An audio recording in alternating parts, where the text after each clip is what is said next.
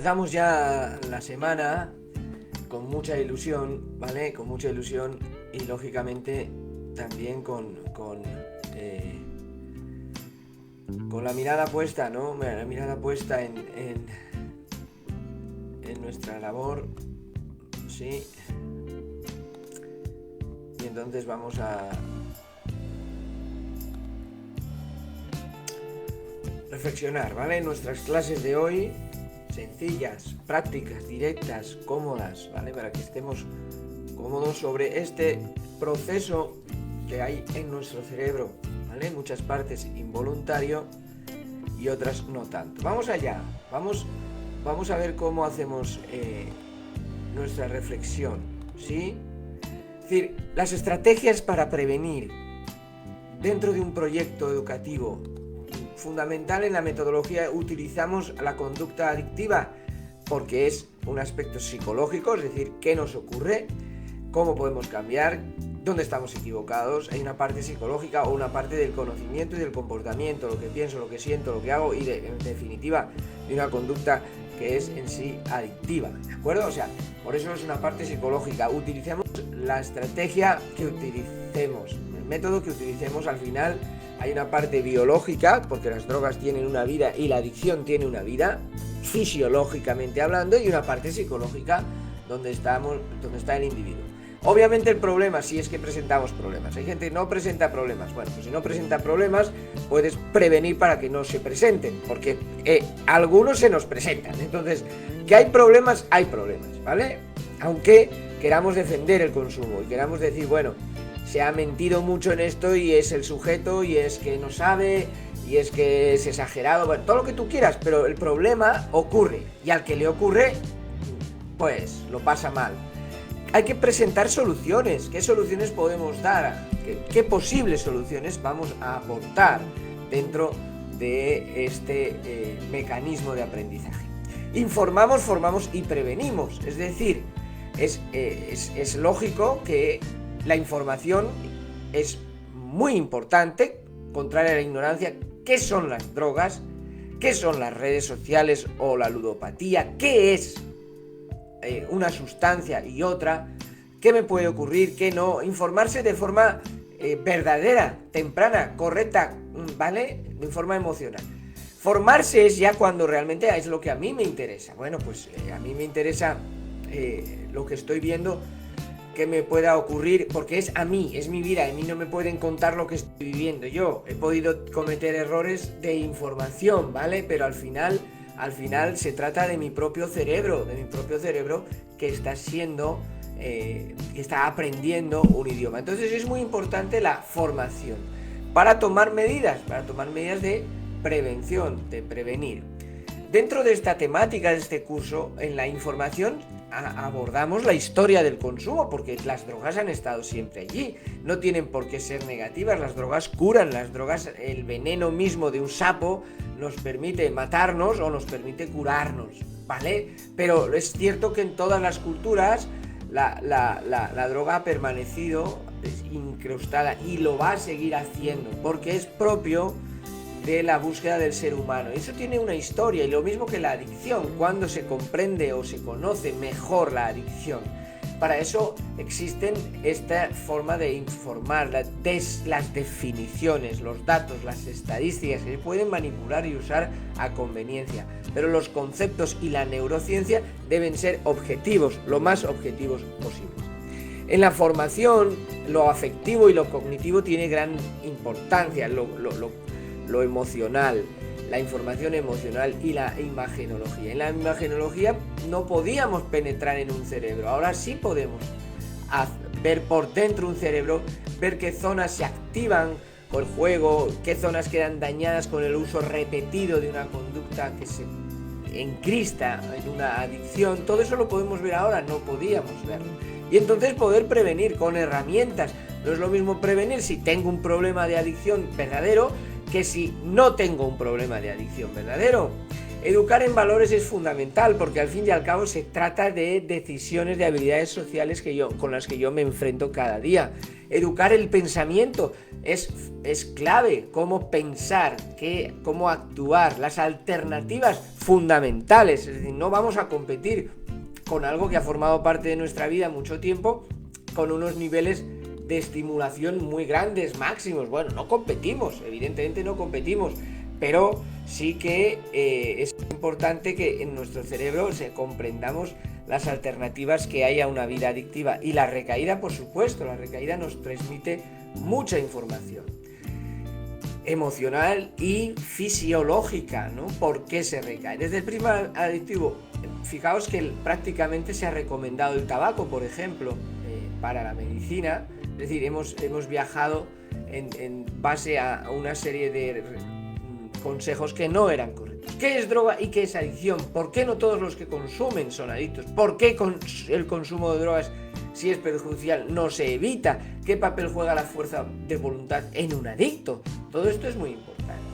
Que hay gran hipocresía respecto a las drogas decretadas legales e ilegales, blandas y duras. Esto es una tontería, ¿vale? Claro que hay una gran hipocresía, porque hay mucho dinero en juego, y cuando hay dinero, poderosas razones don dinero. Lo cierto es que lo que nos interesa es lo que te esté ocurriendo a ti, lo que nos ocurre a mí, y transmitirlo para que no pase a nadie este sufrimiento. Una droga es toda sustancia que produce efectos en el sistema nervioso central y que a veces es necesario si vamos a ser operados, si nos van a anestesiar en una operación bucal, pues van a utilizar drogas, pero obviamente es un uso distinto al del mercado negro. La adicción es una enfermedad crónica del cerebro, que algunos dicen no es una enfermedad. Bueno, pues no es una enfermedad. Lo importante es que el cerebro se ha visto modificado en cierta manera por un consumo repetido o una acción repetida que se ha hecho un hábito. Por eso es importante deshabituar.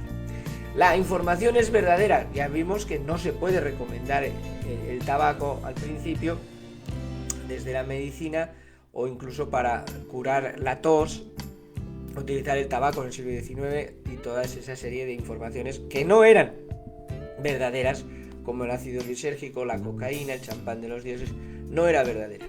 Temprana, ¿por qué? Porque cuanto antes hablemos sin tabús con nuestros hijos y con nuestro entorno, y informemos mejor, no con juicios de valor si es bueno o es malo, ¿de acuerdo? Sino informando de manera adecuada, ¿vale? Esto es importante porque nos va a servir, ¿vale? Nos va a servir para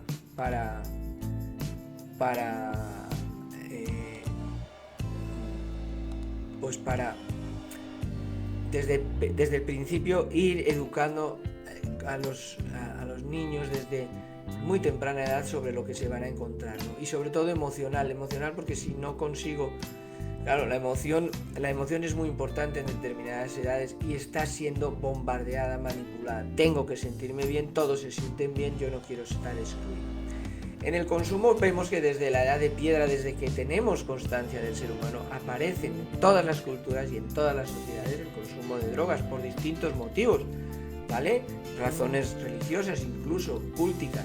Pero es evidente que hemos viajado de la magia a la evidencia de ese festival de Woodstock, donde el LSD, campaba a sus anchas, pero que era una época de paz, de amor, por encima de todo, y apareció la droga, apareció un tipo de droga que luego se evidenció que, a pesar de sus enormes propiedades, porque disociaban el cuerpo y la mente, a pesar de esto había cuadros psicóticos, y al que le toca, pues le toca, y eso no podemos permitir.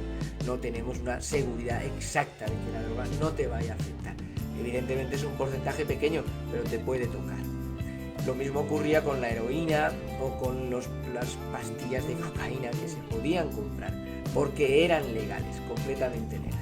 Entonces, las sustancias al final las hemos estudiado y las hemos definido, clasificado en drogas prácticamente depresoras, psicoestimulantes o alucinógenos, porque todas afectan el sistema nervioso central, pero de una manera diferente. O lo deprimen, o lo estimulan, o lo alucinan, ¿no? La marihuana es la droga ilegal más consumida prácticamente desde los 13 años. Muchas personas en el mundo y el alcohol, quizá una droga mucho más mortal, que se consume prácticamente en la totalidad de la población, ¿de acuerdo? No es fácil ser alcohólico, pero el que le ocurre, pues lo pasa mal. ¿Qué problemática encontramos, por ejemplo, en la marihuana hoy? Que el contenido de tetrahidrocannabinol es diferente, de un 4% a un 14%. Por lo tanto, las dependencias van a aumentar, por lo tanto, la psicosis, el fracaso escolar y la adicción va a aparecer hoy más que antes, porque el contenido de THC, de tetrahidrocannabinol, es diferente. Y esto es importante al no ser un mercado regulado, ¿de acuerdo? 7% de la población mundial experimenta problemáticas que deciden decirlo, otros en silencio tratan de superarlo. Pero en cualquier caso es una labor educativa y social. En el consumo interviene sobre todo la presión social y el placer. Aunque se puede consumir por rendimiento, uno quiere ser el mejor en todo, quiere triunfar en su disciplina y por lo tanto si la droga le ayuda, supuestamente le ayuda, va a tener una tendencia, ¿no? Y esto es importante, además del placer, ¿vale? Además de querer disfrutar porque estamos diseñados para el placer, la presión social y el placer. Las razones del consumo: sentirse bien, quien no quiere sentirse bien, rendir, la presión del grupo, el estrés social o la curiosidad. ¿Vale? Es que, bueno, esto me han dicho que es muy bueno. Entonces, a partir de ahí aparece una nebulosa donde uno dice, bueno, muy parecido al libro del Génesis, donde codiciaba Eva, ¿no? El famoso fruto prohibido. ¿Por qué se consume? Bueno, yo puedo analizar por qué se consume y dar información al respecto, pero la gran pregunta es ¿por qué yo consumo? Eso es lo que nos interesa, el viaje hacia el interior del individuo, el viaje hacia la propuesta del ser humano. La enfermedad o vicio, evidentemente cuando cruzamos cierto umbral y aparece la adicción, ya no podemos hablar de vicio, ni podemos hablar de fuerza de voluntad, porque el cerebro, como comentaba, se ha visto envuelto, modificado, ha aprendido a una forma de procesar, y esto es peligroso e importante, ¿de acuerdo? Porque ahí es donde van a aparecer todos nuestros tipos de ayuda, nuestros gritos del silencio de desesperación. La adicción ha tenido también su historia.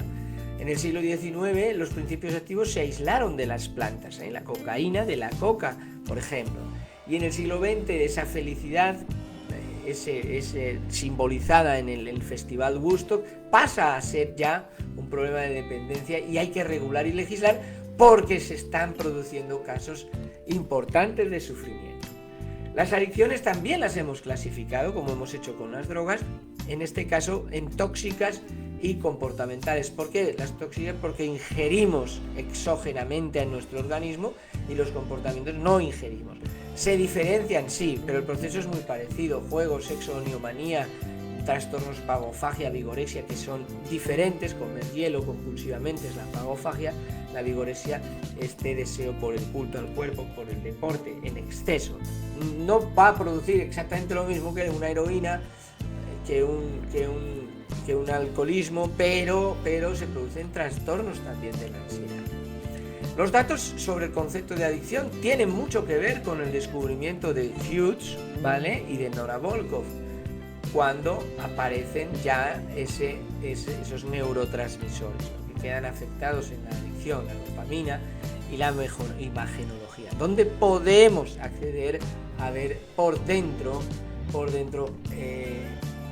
biológicamente, fisiológicamente, cómo afecta en un cerebro. Y ahí es donde aparece un cerebro adicto, y ahí es donde aparecen los conceptos más clásicos o más importantes a la hora de comprender una adicción, por ejemplo la vulnerabilidad, que no confundir con la debilidad. Esto es importante, ¿vale? Que no confundamos vulnerabilidad con debilidad. El sujeto vulnerable no tiene por qué ser un sujeto débil, ¿vale? Es vulnerable ante la sustancia por miles de razones, pero no tiene por qué ser débil. De hecho, las personas que hemos salido adelante y lo intentamos cada día, somos vulnerables ante la sustancia, pero no débiles, ¿de acuerdo? Las fases de dependencia hay que conocerlas muy bien. No es lo mismo al principio que que cuando llevas bastante tiempo en una negación, una dependencia que va, por otro lado, cronificándose, haciéndose crónica y desarrollándose en el tiempo. El instinto de supervivencia siempre va a estar ahí. El ser humano quiere sobrevivir, el ser humano necesita sobrevivir, entonces está diseñado para la supervivencia y quiere salir adelante. Por lo tanto, la relación entre querer y poder no es correcto decir, bueno, es que no quiere dejar este problema que él tiene, no lo quiere dejar. Por supervivencia lo quieres dejar, ¿vale? Cuando hay una adicción, por definición, no, aunque el sujeto diga que no, miente, claro que sí, miente, ¿de acuerdo? La ilusión por el control es lo que le está pasando, no quiere realmente, lo que no quiere es sufrir los efectos negativos de una adicción, pero sí quisiera poder controlar. Esto es lo que pasa muchas veces a los grandes defensores del consumo, que al final lo pasan mal porque la adicción es un problema, ¿vale? Es un cambio en el cerebro, y ellos no quieren pasarlo mal. Y ese es el verdadero motivo, y eso no va a prosperar. Tarde o temprano, en cuanto tengan ocasión, volverán al consumo hasta que sea un consumo mortal, o que no suelen ser consumos mortales, pero en grandes personas con poder adquisitivo ha ocurrido, ¿no? Y han fallecido, porque claro, lo tienen todo a su disposición, y eso es difícil de valorar. La voluntad es fundamental a la hora de comprender cómo actuar, la fuerza de voluntad, ¿no? ¿Qué tengo que hacer? ¿Dónde puedo actuar? ¿Dónde no? Esto es clave para manejar bien esta problemática. ¿Qué puedo hacer y qué no puedo hacer? ¿Dónde puedo estudiar mi situación y dónde no? En la adicción, los conceptos clave que tenemos son la pérdida de control, sobre todo. No que me he pasado porque me lo he estado pasando bien y he perdido cierto dinero una vez. No, una pérdida de control real sobre el tiempo, ¿vale? Sobre el parar, sobre mañana tengo que trabajar pero continúo. No, esto es importante. Y la compulsividad, ¿no? Es decir, no administro, no consumo cuando quiero, sino que consumo cada vez más, etc. Finalmente, la formación. Desde el primer adictivo tenemos que saber que no vale de nada la fuerza de voluntad, porque mi tendencia hacia mi sustancia va a estar ahí. Entonces, la formación, para que sea efectiva, hay de cambiar el modelo, cambiar mi modelo, cambiar mi pensamiento y cambiar mi actitud. Y esto no se hace simplemente con entregar información o hablar de información. No se puede hacer así, ¿vale? ¿Por qué? Porque no va a penetrar en el individuo tan fácilmente, pero la clave está ahí. Puede que digamos, a mí no me interesa porque mis hijos no han probado la droga, esto es solo para los irresponsables, pero lo cierto es que es un problema de salud mental mucho más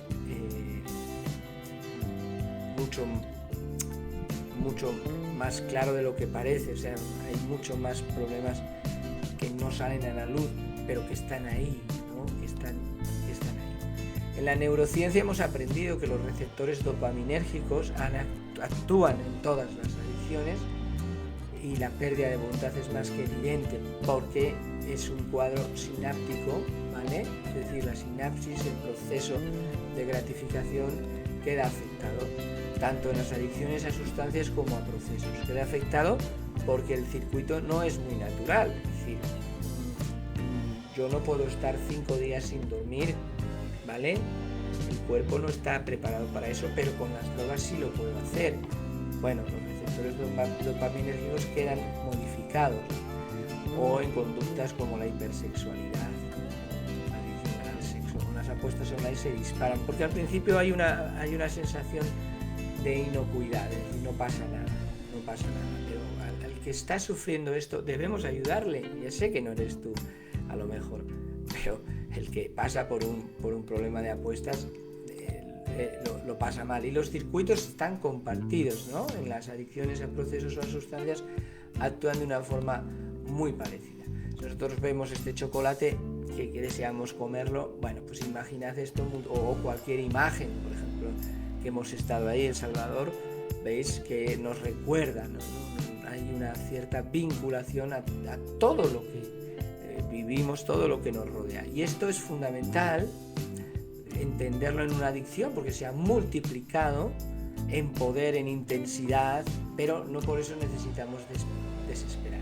Lo que sí necesitamos es no poner adjetivos, no tratar de dramatizar. El proceso adictivo es el proceso de aprender un idioma a través de las carpetas de memoria y a través sencillamente de una repetición que ha modificado nuestra conducta. Entonces no debe extrañarnos que a pesar de las grandes promesas sinceras queramos volver y volver y volver a nuestro patrón de consumo. Esto es una neurona ampliada en el microscopio. Tenemos 100.000 millones de neuronas y estas son las sustancias químicas endógenas que segrega el organismo entre neurona y neurona, ¿vale?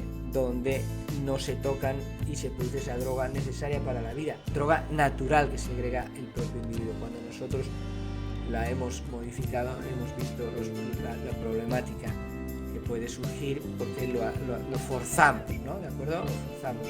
Esos son los receptores dopaminérgicos de 1, de 2, de 3, de 4, de 5. Y ahí, por ejemplo, un neurotransmisor como la dopamina.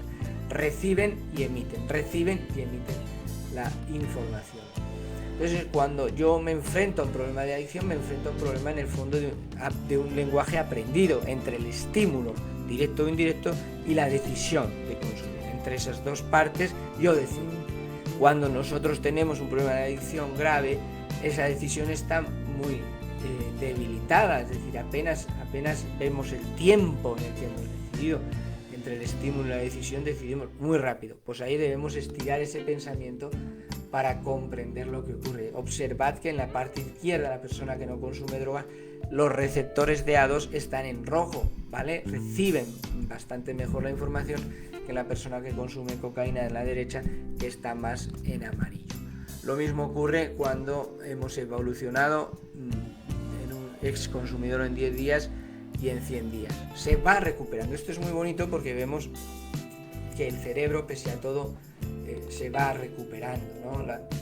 Los transportadores de dopamina en un cerebro de abusadores crónicos de metanfetamina, incluso también en un mes y en 2 años, ¿eh? Lo que pasa que es una gran paradoja, una gran traición. Si la droga es rapidez, sobre todo en el psicoestimulante, en la anfetamina, es rápido, no puedo dormir, la recuperación, sin embargo, es lenta.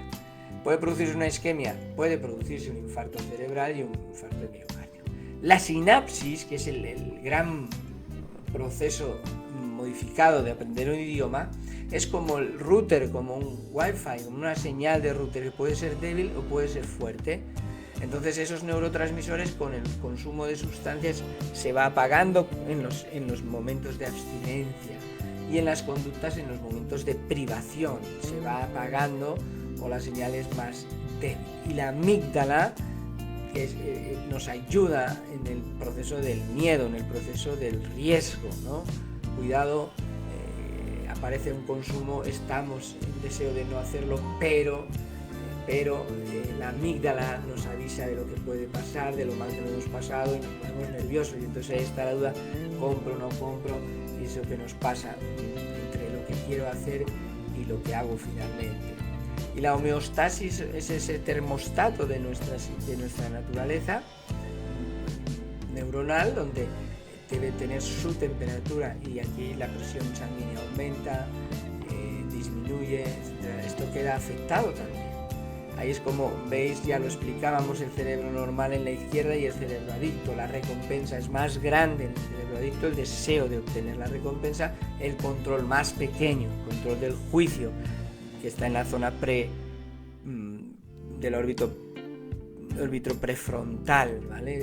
La motivación realizando incluso conductas de riesgo es mayor en el cerebro adicto que en el cerebro normal y la memoria de todo este proceso es más grande en el cerebro adicto que en el cerebro normal, por diferenciarlos. Es decir, que finalmente la adicción ha modificado los circuitos cerebrales y esto conviene poder volver a su estado normal, su recuperación, ¿de acuerdo? La percepción de riesgo nos va a ayudar. Cuando más percibamos el riesgo, mejor. Es decir, más serios, convencidos vamos a estar. Pero esa percepción del riesgo, por ejemplo, cuando hemos tenido una sobredosis o una multa, pues eso nos ayuda, pero eso también desaparece con el tiempo, la alarma social. En adolescentes vemos que de los 5 años hasta los 20 se está formando la masa encefálica desde un punto de vista lateral o desde un punto de vista elevado, ¿no? La masa encefálica se forma. Por eso es tan importante lo que ocurre en el mundo adolescente. Las adicciones con sustancias o las adicciones sin sustancias tienen un comportamiento muy parecido, aunque son diferentes. La hormona o el neurotransmisor es como una llave que la introducimos en su receptor y funciona perfectamente. Cuando no es una llave, sino un agonista, una imitación, penetra también, ¿vale? Pero no de igual forma, ¿de acuerdo? Y un antagonista ya es una imitación más peligrosa. ¿Por qué? Porque es como un palito que intentará abrir, pero se partirá, ¿no? Y no abrirá la llave. Esto es un poco lo que ocurre en un proceso de adicción grave, ¿sí? ¿Cómo prevenir entonces? ¿Qué medidas podemos prevenir? Bueno, pues son siempre las características de una buena prevención es que debe ser concreta, segura y aceptada. Es decir, algo muy concreto, que esté muy seguro que pueda hacerlo y que lo acepte. Si tengo que tomar una medida de protección, pero no quiero, si tengo que estar X tiempo haciendo flexiones, pero no quiero, pues entonces me veré abocado, porque como es una situación emocional, pues me veré abocado a la posibilidad del fracaso, porque no he tomado una medida de prevención, que básicamente funcionará siempre hacia la educación en valores y hacia la asertividad, la capacidad de decir no, de decidir, porque me voy a enfrentar a situaciones de riesgo. En la adicción se han involucrado muchos factores genéticos, biológicos, del medio ambiente, el entorno, la propia sustancia en sí, con su estética y ética, y los mecanismos cerebrales que han elaborado ese proceso de adicción, ¿no? que han hecho que el proceso de adicción ocurra. En los riesgos, obviamente, hay un sistema límbico que tiene un déficit sinérgico, ¿vale? Tiene una peculiaridad, no se está utilizando de una manera muy correcta y nos presenta un déficit porque los factores personales o biológicos han propiciado a eso. No son culpables de eso, pero si yo no me quiero, pues es más fácil que mi cerebro se predisponga ante una situación de riesgo. ¿Cómo tratar una adicción realmente? ¿Cómo abordarla? ¿Cómo podemos, enfrentar este problema con garantías? Bueno, pues hacemos una desintoxicación si se trata de sustancias, hacemos consejerías y tratamos sobre todo la recaída con múltiples terapias cognitivo-conductuales u otras, pero la terapia es multidimensional, donde las entrevistas y los incentivos es fundamental. ¿Qué quiere decir multidimensional o multidisciplinar? Que intervienen varias disciplinas en esto, trabajadores sociales, enfermeros, psicólogos, psiquiatras, todos pueden ser profesionales en su rama, bien homologados en su rama respecto a la salud mental, respecto a la recuperación, porque vamos a tratar de abordar fases de la recuperación en ese tratamiento, ese tipo de tratamiento. La prevención básicamente es una prevención primaria, secundaria o terciaria en función de la gravedad, pero nos ayuda para que el tiempo libre, el tiempo familiar, la supervisión familiar exista, la socialización, la asertividad, el diálogo temprano, el hablar de los riesgos con un lenguaje diferente. Esto nos puede ayudar en la prevención. Cuando ya estamos en tratamiento, la familia está implicada, pero el equipo terapéutico dirigirá, no el adicto, sino el equipo terapéutico, que básicamente buscará el control de impulsos, los problemas de conducta que está habiendo a través de ejercicios diarios, psicológicos y que modifiquen el estado de vida. Y la cura ya, es decir, pasamos a un proceso de recuperación con cura. Un tratamiento no es lo mismo que cura, pues con la alimentación, con el horario, con el triptófano, porque el cerebro consume minerales, cereales, ¿vale? Forma de vida, azúcar, forma de vida a patrón del adicto, que es la mentira normalmente, trabajar el inconsciente, el que me lleva a cometer esas acciones que no quiero, y sobre todo valorar la oxitocina, la droga del amor, la droga que es muy motivante en la vía mesolímbica, ¿vale? Todo esto lo trataremos. Y por supuesto las lecciones morales que nos van a ayudar para ese cambio entre la información y la formación al sujeto, sin volver atrás observando el pasado. Claro, hay un pasado que me cuesta recuperar por todo lo que he hecho, por todo el daño que he hecho. Bueno, pues esas lecciones morales del pasado hay que trabajarlas, hay que estudiarlas. Lo mismo que las lecciones del fracaso, ¿sí? No todo está perdido nunca, por muy grave que sea la situación. Hay que buscar esas 5 etapas que son parecidas a las de un duelo, donde desde la adicción hay una crisis evidente, una negación, a mí no me pasará nunca, a mí esto no me puede estar pasando, un enfado, un enojo, incluso una depresión, hasta que llego a aceptar lo que me ocurre y llego a aprender de lo que me ocurre, y ahí establezco unas paces con la adicción y me puede ir bien, ¿de acuerdo?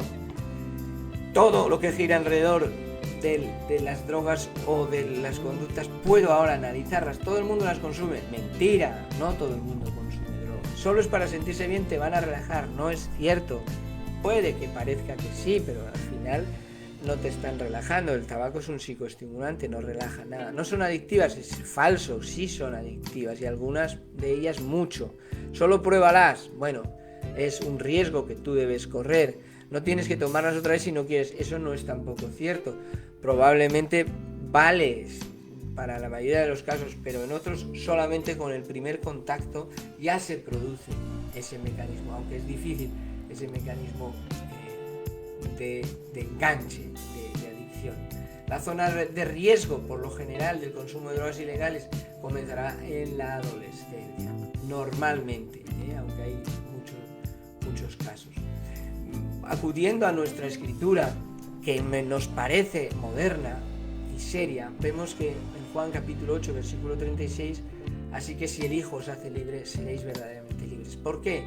Porque la verdadera libertad consiste en poder hacer lo que se quiere desear y no ser forzado a hacer algo que no se quiere. En la adicción estamos, en cierto modo, forzados constantemente a actuar de una manera que no deseamos, ¿sí? Entonces, la verdadera libertad está en Jesús, está en si el hombre o si el Hijo del Hombre os libertare, seréis verdaderamente libres. Incluso con un cambio tan químico que se ha producido, es obvio que esa libertad nos va a ayudar, porque nos da paz, y esa paz nos va a llevar a la victoria. Seréis verdaderamente libres, como si mismo Jesús supiera lo que estamos pasando, ¿sí? Dios os bendiga y recordad que estas clases tenemos para compartir, para hablar y para todas las sugerencias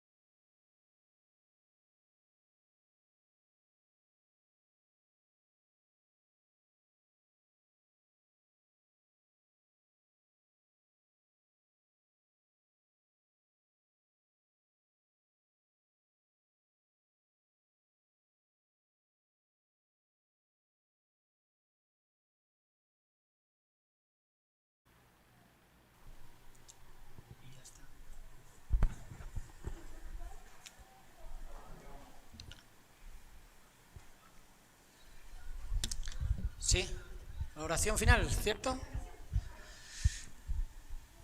Padre, gracias esta solemne adoración hacia ti.